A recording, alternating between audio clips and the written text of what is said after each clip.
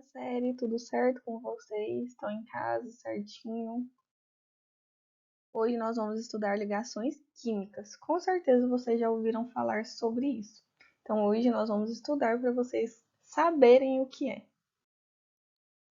Com exceção dos gases nobres encontrados como átomos isolados na natureza, os átomos dos demais elementos químicos geralmente se encontram combinados, dando origem a inúmeras substâncias químicas.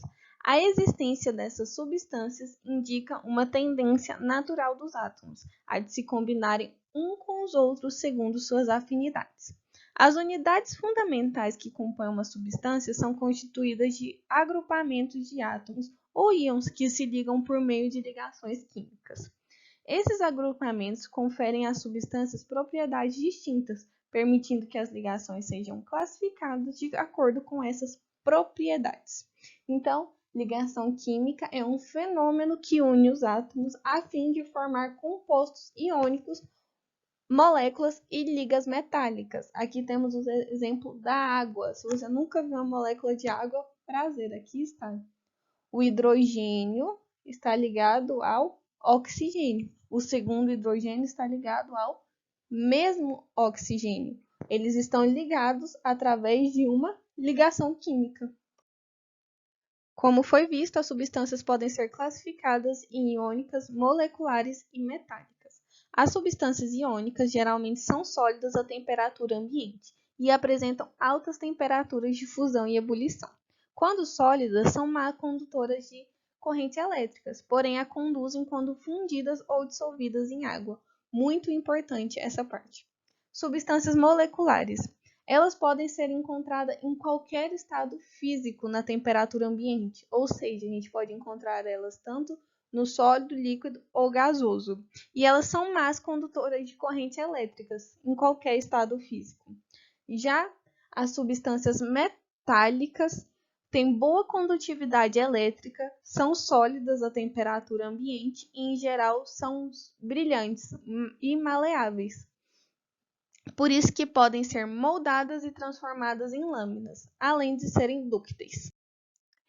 Essas ligações químicas acontecem na eletrosfera, ou seja, não é no núcleo atômico, os elementos se ligam pela eletrosfera, e sempre na camada de valência, que é a última camada que é preenchida quando a gente faz lá a distribuição do Linus Pauling, ou seja, a última camada que tem elétrons. O termo valência foi introduzido em meados do século XIX, com o objetivo de explicar a capacidade de combinação dos elementos a partir de regras empíricas. Em linhas gerais, segundo o conceito clássico de valência, os elementos químicos eram descritos como mono, di, tri ou tetravalentes, em função de sua capacidade de se unirem a 1, 2, 3 ou 4 átomos monovalentes, respectivamente. Ou seja, um elemento classificado como monovalente se liga a somente outro elemento monovalente. O divalente, ele se liga a dois átomos monovalentes. É o exemplo da água. O oxigênio é divalente, porque ele está ligado a dois átomos de hidrogênio. O hidrogênio é um átomo monovalente, porque ele só faz uma ligação. O oxigênio faz duas ligações. Já o átomo trivalente é ligado a três átomos monovalentes, faz três ligações. E os tetravalentes fazem quatro ligações a átomos monovalentes. Alguns elementos químicos apresentam valência variável, como por exemplo o nitrogênio e o fósforo, que podem apresentar valência 3 e 5. O cloro, por sua vez, pode ter valências 1, 3, 5 e 7 em diferentes compostos. Ou seja, se o composto possui valência variável, ele não possui uma valência fixa, como a maioria dos compostos. A regra do octeto também fornece uma explicação do porquê os elementos fazem ligação química. Essa regra diz que todos os elementos devem ter 8 elétrons em sua camada de valência para ter estabilidade. Como a maioria dos elementos representativos não possuem 8 elétrons na sua camada de valência, eles fazem ligação química para atingir essa estabilidade. Lembrando que os elementos representativos são os elementos do grupo 1, 2, 13, 14, 15, 16 e 17 da tabela periódica.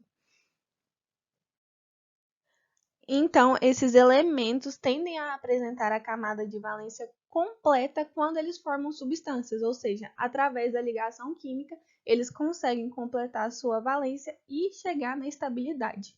Essa tendência foi elaborada a partir da observação de que apenas os átomos de elementos pertencentes à família dos gases nobres são encontrados na natureza como átomos isolados, sem fazer ligação química. Ou seja, os gases nobres não participam das ligações químicas. É muito difícil a gente achar alguma molécula que possui gás nobre como componente, justamente por ele possuir já a sua camada de valência completa. Como exemplo da regra do octeto, temos aqui o cloro, de número atômico 17. Quando a gente faz a distribuição eletrônica através do diagrama de Linus-Pauling, conseguimos a seguinte ordem: 1s2, 2s2, 2p6, 3s2 e 3p5. A valência desse átomo é 3s2 e 3p5, ou seja, 2 mais 5, ele possui 7 elétrons na camada de valência. Então, ele precisa de mais um elétron para estar na regra do octeto. Esse um elétron ele vai conseguir através da ligação química. O outro exemplo é o oxigênio, que possui número atômico 8. Através do diagrama de Linus-Pauling, conseguimos a distribuição eletrônica 1s2, 2s2, 2p4. Portanto, a valência desse elemento é 2s2 e 2p4. Somando os elétrons da valência, 2 mais 4 possuem 6 elétrons na camada de valência, ou seja, faltam 2 elétrons para ele seguir a regra do octeto. Por quê? 8 menos 6, 2. Então, faltam 2 elétrons para ele seguir a regra do octeto. Ele vai conseguir esses 2 elétrons através de ligações químicas. Bom, como toda boa regra, a regra do octeto também apresenta exceções. A primeira é a contração do octeto. É mais comum de acontecer com elementos do segundo período da tabela periódica. E incluem-se nessa seção os elementos que, com menos de 8 elétrons na camada de valência, já se tornam estáveis. Ou seja, eles não precisam de 8 elétrons na camada de valência, eles se estabilizam com menos. São exemplo disso o berílio, que apenas com 4 elétrons fica estável, o boro e o alumínio, que se tornam estáveis com apenas 6 elétrons. E a segunda exceção é a expansão do octeto. Como vocês já devem imaginar, são os elementos que se tornam estáveis com mais de 8 elétrons, e por isso não seguem também a regra do octeto. Os dois exemplos mais comuns são o fósforo e o enxofre. O fósforo se estabiliza com 10 elétrons e o enxofre com 12. Então, para a gente chegar nos tipos de ligações químicas, temos que lembrar as classificações dos elementos em metais e em ametais. Aqui na tabela periódica, os laranjas são os metais e os verdes são os ametais. Os ametais possuem 5, 6 ou 7 elétrons na última camada.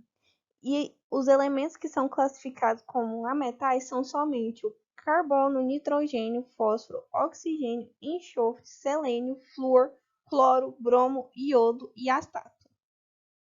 Eles são mal condutores de eletricidade e apresentam coloração opaca, baixo ponto de fusão e quando se encontram no estado sólido se fragmentam, ou seja, não é possível transformá-los em objetos. Já os metais possuem 1, 2 ou 3 elétrons na camada de valência. São bons condutores de corrente elétrica e calor. Apresentam um brilho metálico característico e elevada temperatura de fusão. São maleáveis e dúcteis, ou seja, fáceis de moldar. As exceções são o hidrogênio, que não possui família, mas ele na maioria das vezes é classificado como um ametal, e os gases nobres, né, que a gente não vai usar em ligação química, pelo que já foi falado, eles já possuem a valência completa e, portanto, é muito difícil fazer moléculas com esses elementos, né? São poucas as que existem. A maioria é encontrado na natureza sozinha, somente o elemento. O primeiro tipo de ligações que nós vamos estudar são as ligações metálicas. A ligação metálica é uma ligação que acontece entre metais. Os metais são substâncias simples de elementos metálicos ou misturas homogêneas dessas substâncias, as ligas metálicas. Os núcleos dos átomos dos elementos metálicos apresentam geralmente baixa atração pelos elétrons da camada de valência, justificando os baixos valores de potencial de ionização, afinidade eletrônica e eletronegatividade. Supõe-se que os átomos que apresentam essas características, quando se unem, formam uma estrutura em que os elétrons da última camada não ficam restritos ao respectivo átomo, mas circulam por todo o material. Com a aproximação, os núcleos dos átomos vizinhos exercem pequena atração nos elétrons da camada de valência dos outros átomos, deixando esses elétrons mais soltos. Ou seja, é como se todos os elétrons fossem compartilhados com todos os átomos da ligação. As principais características comuns dos metais podem ser explicadas por esse modelo.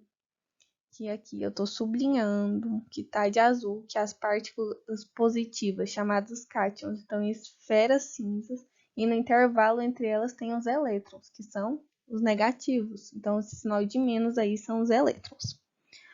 Os cátions dos elementos metálicos estão dispersos em um retículo cristalino e elétrons circulam livremente entre eles. Esse modelo de ligação é conhecido como mar de elétrons, pois os cátions metálicos estão imersos nos elétrons livres. A esperada repulsão entre os cátions é neutralizada pela presença dos elétrons. A estabilidade da ligação é obtida pelo ganho de energia na formação da ligação envolvendo diversos átomos. Essa liberdade de movimentação dos elétrons explica a condução de eletricidade, decorrente da aplicação de um potencial elétrico. O movimento dos elétrons pelo material aumenta a eficiência da condução de calor, facilitando a transferência de movimento entre os átomos. A maleabilidade pode ser explicada pelo rearranjo do retículo metálico, devido à tensão mecânica. A aproximação dos cátions provocaria a repulsão amenizada pelo movimento dos elétrons, não ocorrendo ruptura do material, mas sim um deslizamento dos átomos e o rearranjo do retículo. Agora que já sabemos o que é ligação metálica, como ela ocorre, podemos citar as suas características. Eu só coloquei essa parte para citar todas juntas, porque se você juntar tudo que eu já falei na aula, você já sabe essas características de cor. A primeira é o brilho metálico, aqui nessa foto dá para ver certinho, mas também qualquer coisa de metal que você olha tem aquele brilho, né? Então todo mundo já conhece. Segundo, a condutividade elétrica já explicada. Depois, o alto ponto de fusão e ebulição, a maleabilidade, a ductilidade, a alta densidade e a resistência à tração. Todas essas características já foram citadas em algum momento dessa aula e, portanto, já foram explicadas, certo? As ligas metálicas apresentam grande importância desde a antiguidade até os dias de hoje. Elas são misturas homogêneas sólidas formadas principalmente por dois ou mais metais, em proporções variáveis, podendo apresentar também certos elementos não metálicos em sua composição. A natureza da ligação metálica explica a possibilidade de interação entre metais de diferentes elementos. O ouro, metal conhecido pela sua inércia química e maleabilidade, é na verdade um metal macio, que pode ser facilmente riscado.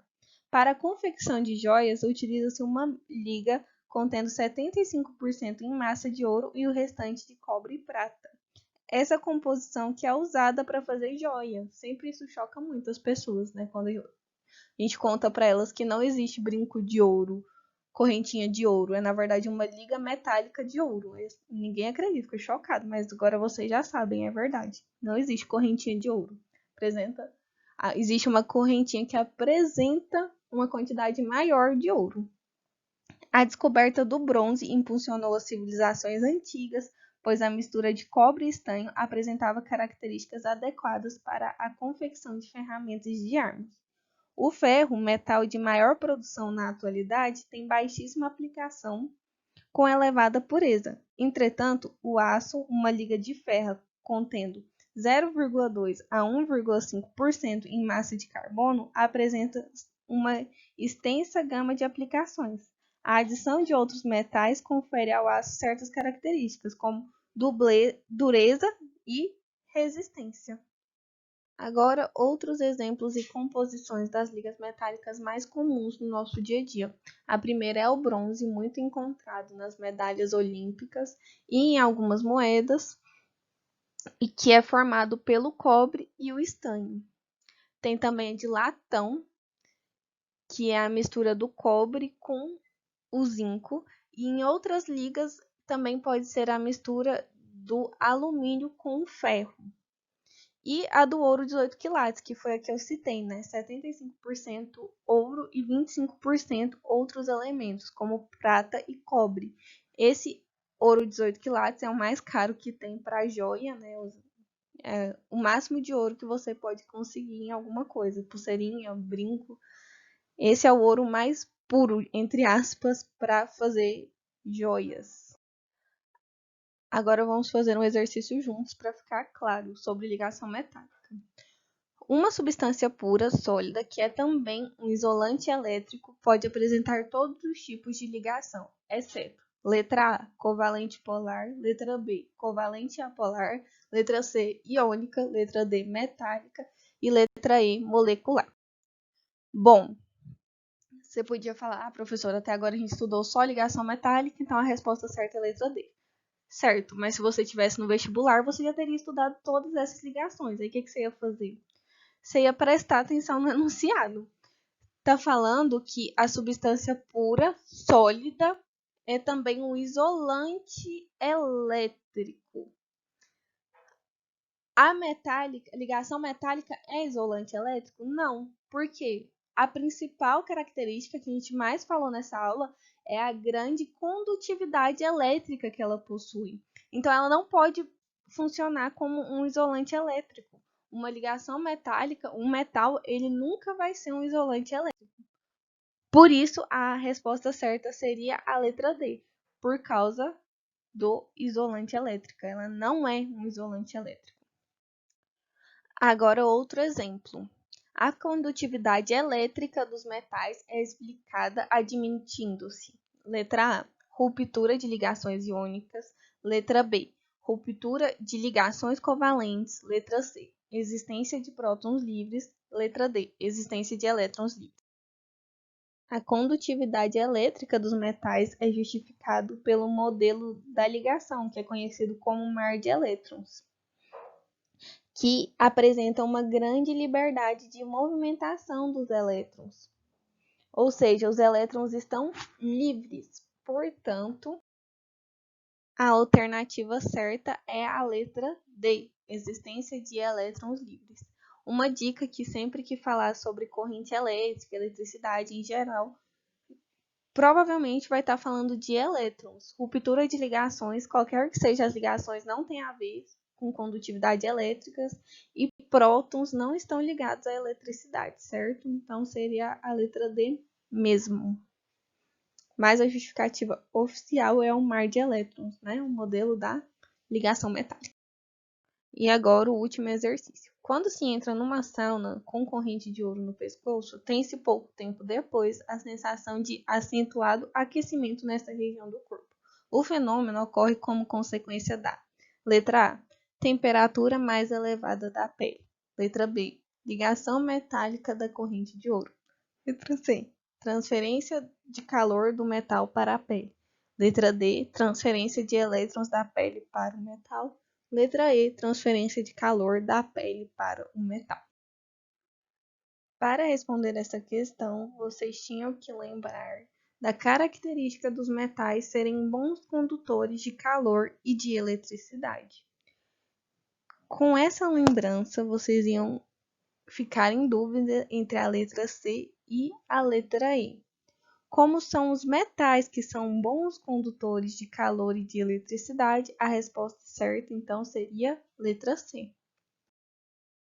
Transferência de calor do metal para a pele. Sempre que aparecer questões sobre ligação metálica, vão ser questões desse nível, mas de correlacionar com as características ou então com as ligas metálicas. Portanto, que é bastante importante, né, lembrar sempre do mar de elétrons, né? Se você não sabe do que eu estou falando, volta a aula ali para os 10 minutos para entender, e das características desse tipo de ligação. Então é isso, primeira série, espero que tenha ficado tudo claro. Essa matéria é importante vocês entenderem cada detalhezinho, tá bom? Qualquer dúvida, chama lá no grupo do WhatsApp e até semana que vem.